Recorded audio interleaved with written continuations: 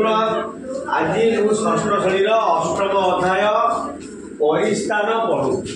परिस्थान क्या कह जाए बुझीपार कौन से तुम गाँ कि गाड़िया देखी कौन देखी पोखरी गाड़िया देखीच कौन सब देखा है दल माछ गेंडा एड़ा दल ये माछ ये गेंडा ये कईच ये गेंडा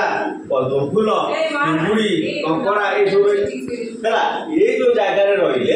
किए ये सब जलचर जीव मैंने रही तो ये जल भितर रही आखि खुआगला परिस्थान ये परिस्थान भितर जलचर जीव मैंने रही जीव मैंने कौ मैंने माछ है गेंडा है ये सब जीव कंकड़ा चिंगुड़ी सेमती बुद्धि गछ पानी भीतर किए रहे पद्म फूल रहे कई फूल रहे आउ चिंगुड़िया दल आते दल अच्छे जान चिंगुड़िया दल आदि दल चिंगुड़िया दल बालुड़ी दल केत दल अच्छी बुझीपार तेणु आम जलीय परिस्थान उद्भिद और प्राणी मानक बासस्थान आम देखी ये गला आम कौन दलीय मान परिस्थान बुझिपार से स्थल भाग जो मैंने रही